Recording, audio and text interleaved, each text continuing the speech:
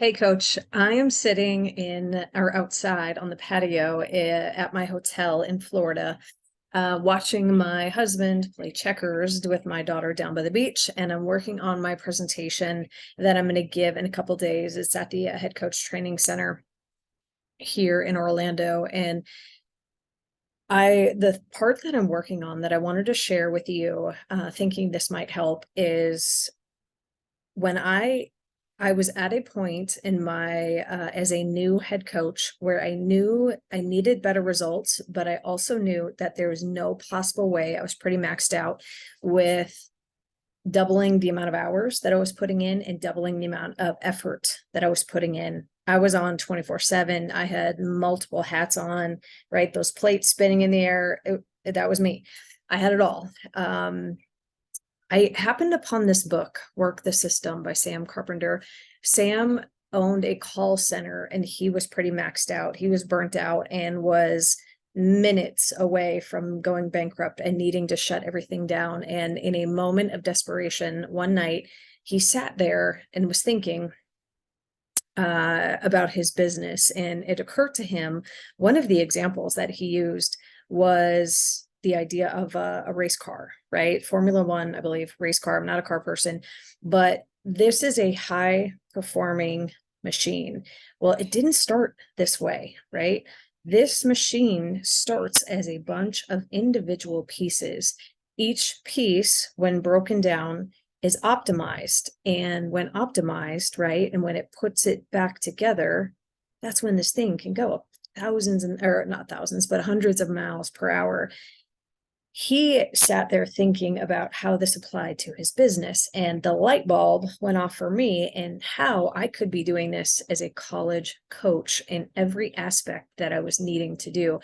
I was in working to find a way to leverage my time, leverage my staff, leverage myself, leverage technology, leverage everything, right? Because I needed to get better results with the same amount of effort that I was putting in. And so, and another thing that this Sam Carpenter brought up in the book is the idea of a running your business or running your, and I took everything to and applied it to college coaching, but like a franchise, right? These franchises, they work. And whether it's in Orlando, Florida, or back in Youngstown, Ohio, where I live, or wherever you are, right, it works because there's a formula, and that formula is documented and they follow it down to the exact, right? They've got the directions, kind of like a Lego set, right? Is you start at piece one and you go till the thing is finished and it looks like the picture on the box.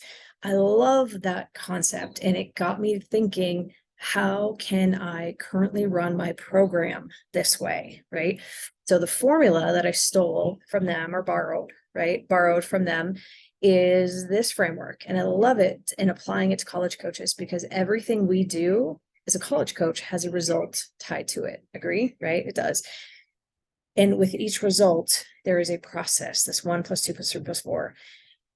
The way everything you do, right? Running a campus visit, setting up phone calls, sending out first contact messages, all of it, there is a system to how you're currently doing things. And that system is set up, the process you have set up is working perfectly for the results you're getting. If you're not getting to ideal results, we got to change something in your process. And so this framework, this is how I take it, and what I'm going to be explaining in this presentation is strategy plus process or systems, metrics, right? You're not going to, improve anything that you're not keeping track of, and the people, right? The combination of all of these things, I think when you're constantly tinkering with these things and tweaking and readjusting and doing more of and doing less of, right? Looking at the ideal result, and we got to keep tinkering until we get to that ideal result. That now becomes objective for me. I think a lot of coaches struggle and things take, and I certainly was in that position, and things took 10 times longer than they needed to, because I was just starting the day with a to-do list, 100 items long. I would start at the top, work my way down, and hope something good would happen from it, right? This is taking a different perspective on it, but leveraging, again, time and effort putting in, and the people that I was being that were helping me do all this stuff. This this was super helpful. I want you to, as those of you that are listening to this, take this framework and apply it to everything you're doing. Document what you're doing, get it out of your head onto paper so you can evaluate it from a quality perspective. Am I getting the ideal result? And if I'm not, I got to change something in my process that served me like no other training that I'd ever gotten, or no other book that I'd ever read. Nothing seemed to really click for me as to how I could make massive changes and progress in a very simple way. Right.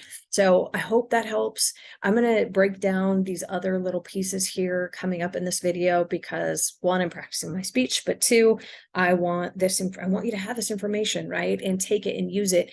And if, you subscribe to these so you can keep getting more information on this, share this, right, with all your friends. So, we're trying to make this complex process of college coaching way more simple.